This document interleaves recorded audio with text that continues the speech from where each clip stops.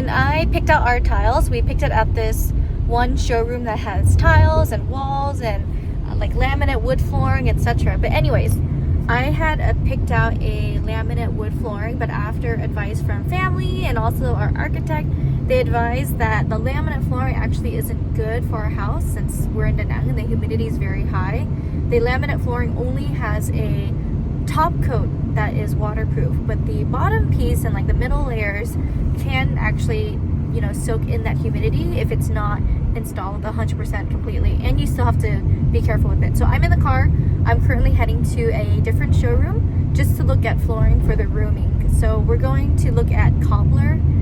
Their SPC, which is like a stone plastic composite type of wood flooring, and they're still the easy tile, because one thing we don't want is we don't want to have a lot of grout on our floors. So we're gonna go check out this. We're gonna go check out this showroom and then look at the color choices and also look at the pricing. Car with my cousin, and we're driving past this new area, and he's telling me these homes, the construction built them and they're considered done.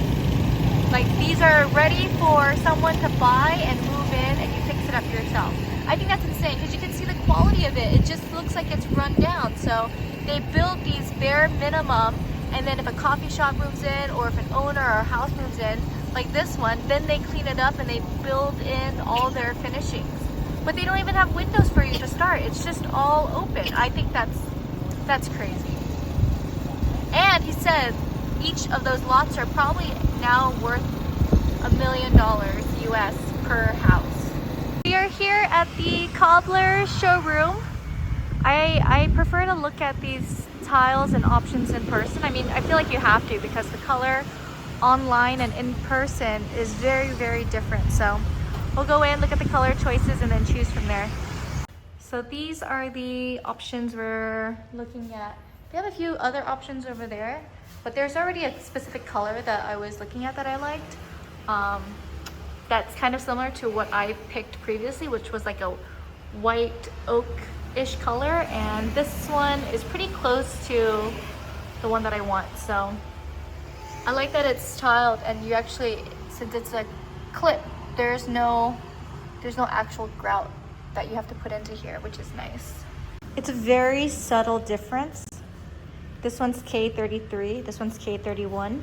This one's just slightly warmer, but it still has similar tone and color. I like this slightly warmer one, so I think this will be the one that I'm going to choose. I like this one. It turns out the floor, at least the one that I picked, is the flooring that they actually used here too. So it's possible that's a popular choice, but I do like the way this looks. And I do like the fact that there really is there's no real grout lines, which is nice.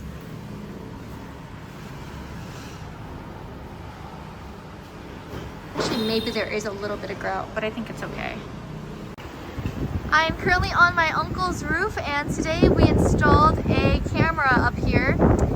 This camera is pointed directly down at our build site, and this allows us just to check in on the site whenever we need to, and also to monitor it in case, you know, overnight if something happens. So today's really good progress. Let me get a better view and shot here, but you can see they put the bearings for the doors all done.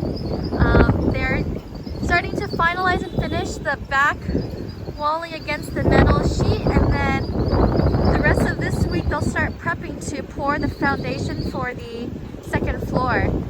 It's planning to rain next week, so we asked them to see if they can try to get that done before the rain comes in. So we're thinking maybe if they can get it by Saturday morning or Friday afternoon, that would be good. But honestly, it looks really nice. I'm so happy with how it's turning out. The walls to me look very straight, but we'll see. You can see the other house that's building from here as well. One of the things that I really like about working with the architect firm, and they're like kind of like an all-in-one architect, designer, and construction, is that after they've designed your house and interior, they also custom make everything that is in the design. So any custom cabinets, custom furniture or chairs, couches, etc. They do all of that, and so it's available for me to review and also check, like, are these the things that I actually want? Do I actually want a table to look like this, or do I just tell them don't do the table, keep the chair, and I'll buy a separate table? Like even the rug, these are things that they'll source and find for me and provide it all inside of the quote, and it leaves it up to us to decide, like, do we want to purchase all of these, or are there certain things we definitely want, certain things that we don't want, all of that. Like this is how they're measuring the cabinets and ensuring the sizing for everything is accurate, because like I said, all of this has to be custom made, so we can recheck all of this. I mean, I'm looking at this again here, and it's possible that no, I don't think so, the washing machine, originally I wanted it in this drawer next to the sink, but I don't think it's possible to put it there. Maybe I'll check with them one more time just to confirm. The sizing is here, I've seen the sizing here is 800 millimeters, and then for the sink, it seems like the sink is 620. So no, it's like a weird, awkward custom size, so it's better just to leave it as it is. But see, like everything, even the little accent chairs in the rooms, the paintings, at least they're giving me all these measurements so that I know how much these things are going to cost, or if I want to replace it in the future. It's possible they just do the frame and then I find like a photo that I want to fill it in. Everything. It's very, very detailed. Like everything that we have in the house, they break it all down for us.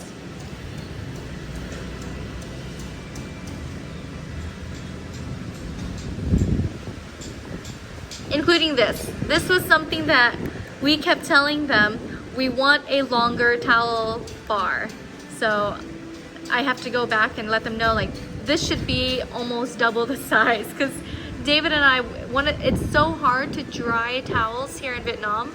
Using hooks aren't good because it still stays damp, and then having to fold the towel like this stays damp too. So it's better to have a longer towel bar. You can hang the entire towel and then it will actually dry properly. I'm just going through all of these one by one.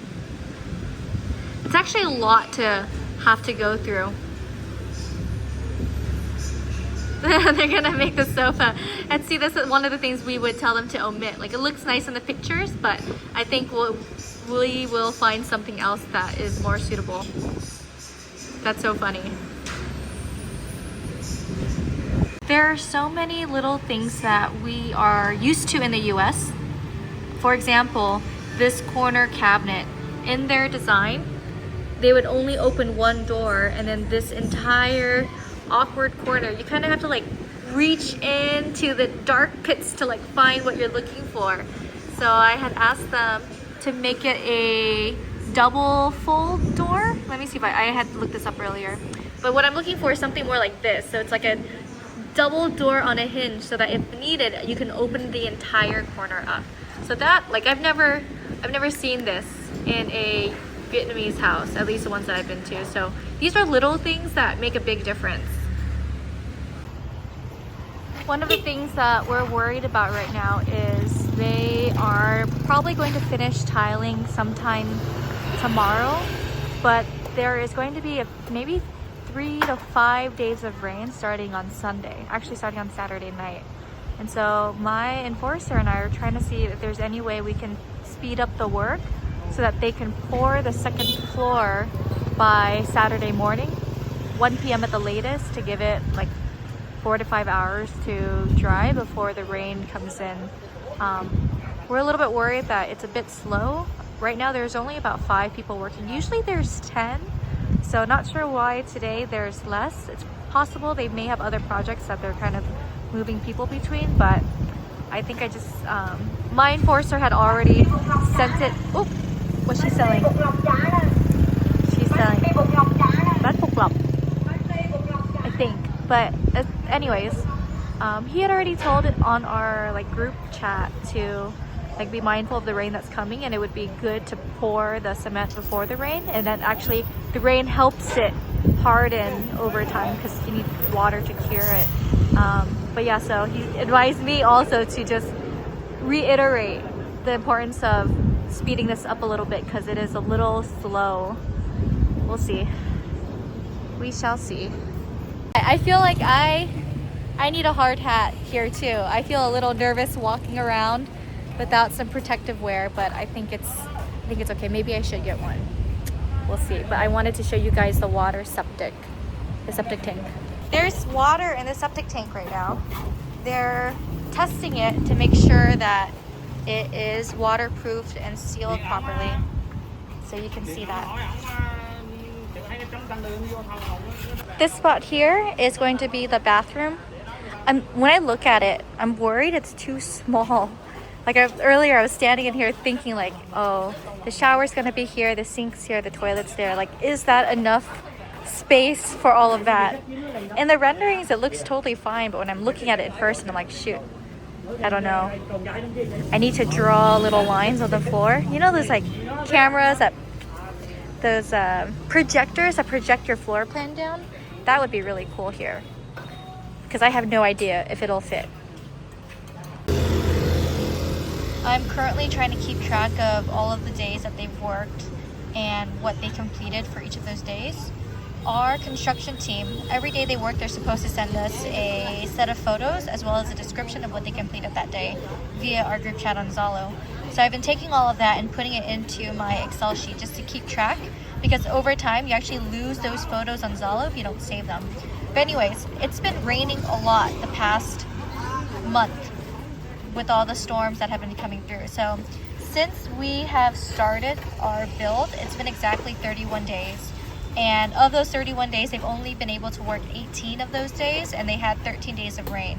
So if you think about it, even though it's been a full month, they've only had barely 2.5 weeks of work they've been able to get in. And per our contract, we do have it broken down into, for each week or each set of weeks, how long. Oh, I think someone's arguing. Uh-oh. It's a fight. Uh-oh.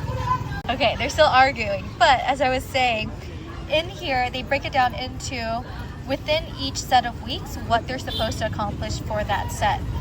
But if there's any rainy days, that doesn't count into that week. So, for example, from the first to third week, they're supposed to do the foundation, pour the foundation, and also make the foundational beams. And you can see every set of weeks they're supposed to work on certain things. So during week 4 to week 5, that's when they start pouring the second floor, and we're about to reach that milestone in terms of how many days that they've worked. So we're hoping that we can speed this up a little bit, just because there is a lot of rain coming next week. Anyways, it's getting late. It's 5 p.m.